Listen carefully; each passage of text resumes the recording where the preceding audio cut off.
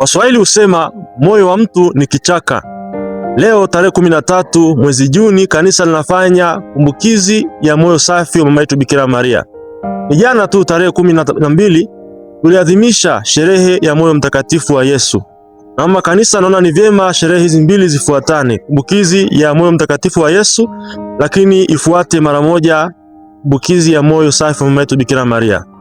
Na katika kumbukizi hii ya moyo safi wa Bikira Maria tunaadhimisha maisha ya ndani, interior life ya mama yetu Bikira Maria. Tunaadhimisha fadhila za huyu mama.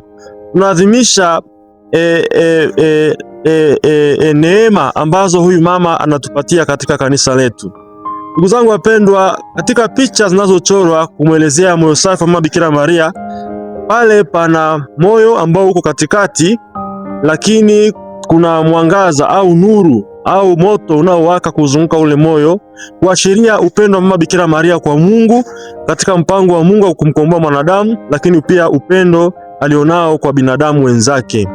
Pia tunaona pia katika picha hii ya mama Bikira Maria kuna ishara ya mkuki uliochomwa ndani kuelekea katika moyo huo, kudhihirisha jinsi ambavyo moyo wa Bikira Maria ulijazwa na mateso, na kanisa linaeleza kwamba Bikira Maria alipitia mateso 7.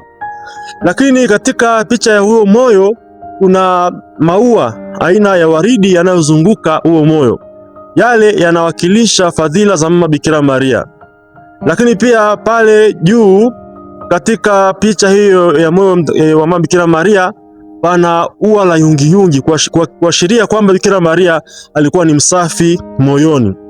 Ndugu zangu wapendwa, maisha ya ndani ya mama yetu Bikira Maria, tunaposoma maandiko matakatifu lakini pia mapokeo matakatifu, tunaona kwamba Bikira Maria alikuwa ni mtu wa Mungu.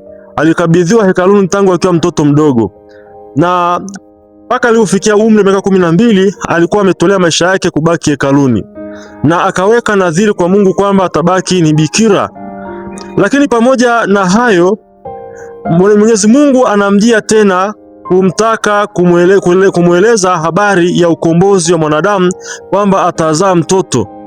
Yeye ni bikira. Kadiri ya Isaya 7:14, bikira atazaa mtoto. Bikira atachukua mimba na atazaa mtoto. Mama Maria anauliza yatakuwaje mambo haya, kwa sababu simjui mume, kwa sababu tayari ameshaweka nadhiri ya ubikira. Basi kwa vile ni mtii kwa Mwenyezi Mungu, anaonyesha fadhila yake ya utii na upendo kwa mapenzi ya Mwenyezi Mungu, mpango wa Mungu kwa kukomboa mwanadamu. Na katika hili pia tunajifunza katika maisha yetu namna ya kumtii Mungu, hata kama tuna mipango yetu mbalimbali ambayo tayari tumeshajiwekea au nadhiri zetu mbalimbali. Mungu anaweza kaingilia utashi wetu, tuwe tayari kumtolea Mwenyezi Mungu maamuzi yetu na fadhila maisha yetu ambayo tunatamani kuyaishi. Ndugu zangu wapendwa, katika moyo mtakatifu wa Maria, moyo safi wa Bikira Maria, tunaona kwamba pale kwenye huo moyo kuna maua yale ambayo yamezunguka ya waridi, yanawakilisha fadhila ambazo mama yetu Bikira Maria alikuwa nazo. Mojawapo ilikuwa ni utii, la pili ilikuwa ni upendo wa dhati kwa Mwenyezi Mungu na kwa mapenzi ya Mwenyezi Mungu, upendo kwa familia takatifu, upendo kwa binadamu wenzake. Na hivi ndugu zangu wapendwa, tunajifunza kwamba mama yetu Bikira Maria ana upendo mkubwa sana kwetu sisi pia, na ndio sababu kanisa linamchukulia kama mwombezi wetu. Alivyokuwa katika harusi ya Kana, aliona hitaji la watu ambao wapo kwenye sherehe, wana uhitaji wa divai. Ilivyokuwa imewaishia, anamwambia mwanae kwamba hawana divai, na Yesu anafanya muujiza ule wa kwanza, kugeuza maji kuwa divai kule Kana. Ndugu zangu wapendwa, tunaona pia katika picha ya moyo mtakatifu wa Yesu, picha hii ya moyo safi Bikira Maria, kuna mkuki ambao umepenya katika moyo wake. Hii inaashiria mateso 7 ambayo mama yetu Bikira Maria aliyapitia. Teso la kwanza ni pale ambapo alimpeleka mtoto Yesu hekaluni, na mzee Simioni anamwambia Bikira Maria kwamba upanga utauchoma moyo wake, na kwa vile huyu mtoto atakuwa pia ni kuinuka na kuanguka kwa wengi katika Waisraeli. Teso la pili ambalo mama Bikira Maria analipitia, ambalo limeuchoma moyo wake, ni pale ambapo anasikia Herode anamtafuta mtoto Yesu ili amwangamize, na hapo Bikira Maria anakuwa mkimbizi pamoja na familia yake, wanakimbilia Misri. Teso la tatu ni pale ambapo wanakwenda hekaluni, mtoto Yesu ana miaka 12, na katika wakati huo Yesu anapotea, na wanarudi njia hiyo yapata siku 3, na wanampata yuko hekaluni. Teso la 4 ni pale ambapo anakutana na Yesu akiwa amebeba msalaba wake, na katika hali hiyo anapata uchungu mkubwa sana kumwona mwanaye anateseka. Teso la 5 ni pale ambapo anamuona Yesu ametundikwa msalabani na anakufa msalabani. Teso la 6 ni pale ambapo anakabidhiwa mwanaye pale Yesu aliposhushwa msalabani. Na teso la 7 ni pale ambapo anamuona mwanaye anazikwa kaburini. Hayo yote Maria aliyahifadhi moyoni. Katika hii Injili ya leo ya Luka sura ya 2 aya 41 na kuendelea, baada ya Yesu kupotea hekaluni na Bikira Maria kumpata pamoja na Yosefu, tunaambiwa Maria aliyaweka yote moyoni. Hii inadhihirisha imani kubwa kwamba moyo wa Maria ulihifadhi mambo katika moyo wake.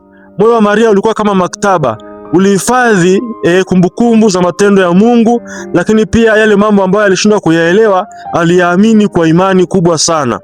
Na hilo linatufundisha katika maisha yetu kwamba yako mambo mengi ambayo yatatokea katika maisha yetu. Hatupaswi kuuliza sababu au pengine kutafuta misaada mingine nje na Mungu. Tunapaswa kumtegemea Mungu, kuyaweka yote moyoni. Yako na mingine ambayo tutashindwa hata kuyaelewa. Tumuombe mama yetu Bikira Maria kwa njia ya kuheshimu moyo wake mtakatifu, ili tujalie fadhila hiyo ya kuyaweka mambo moyoni tunapokuwa tunakiri imani yetu, tunapokuwa tunakutana na changamoto mbalimbali, tuweze kubaki na imani yetu na kumtegemea Mwenyezi Mungu ambaye ndiye anayetuokoa. Ndugu zangu wapendwa, katika hayo maandiko matakatifu tunaambiwa pia katika somo hilo la kwanza kitabu cha nabii Isaya hiyo sura ya 61 kwamba Mwenyezi Mungu anatujalia furaha moyoni mwetu na anatuvika vazi la haki, vazi la utakatifu. Ametuvika vazi la wokovu. Kila mmoja wetu ndugu zangu, kwa ubatizo wake ambaye amebatizwa Mkristo, anapaswa kuamini kwamba amevalishwa tayari vazi la wokovu, yaani utakatifu. Siku ile ya ubatizo tulipewa sare ya watakatifu. Kitambaa cheupe ni kiashiria kwamba kila mmoja wetu amekabidhiwa sare ile ya watakatifu, kuitunza ibaki safi hadi uzima wa milele. Na hili linatufundisha kwamba mioyo yetu inapaswa kutakaswa kila wakati. Tunapaswa kuhakikisha mioyo yetu inaepukana na mazingira ya dhambi, kukimbia vishawishi vya dhambi, lakini pia tunapotenda dhambi kwenda kuungama. Tunapokosana na mwingine kutafuta upatanisho, tunapokosana na kanisa kutafuta upatanisho, tunapokosana katika jamii kutafuta amani. Na hili ndugu zangu litatufanya tuwe na moyo unaofanana na mama yetu Bikira Maria. Kwa maombezi ya mama yetu Bikira Maria tunajiombea sisi sote tuweze kuwa na mioyo safi, tuwe na nia njema, tuepuke mazingira ya dhambi na tuikimbie dhambi. Leo tunavyoadhimisha kumbukizi hii ya mama safi Bikira Maria, tunamuomba atujalie neema ya kuwa na fadhila kama zake, moyo wa imani, moyo wa mapendo kwa Mungu na mapendo kwa jirani. Hayo ndiyo mambo yanayozunguka sherehe hii au kumbukizi hii ya moyo safi wa Bikira Maria. Na ibada hii imeenezwa karne ya 16 na Mtakatifu Yohane Edes, lakini kwa namna ya pekee zaidi baada ya matukio yale ya Fatima katika karne ile ya 20. Ndugu zangu wapendwa, tunavyohitimisha, napenda nikuulize swali. Je, moyo wako ni safi? Moyo wako umejaa fadhila?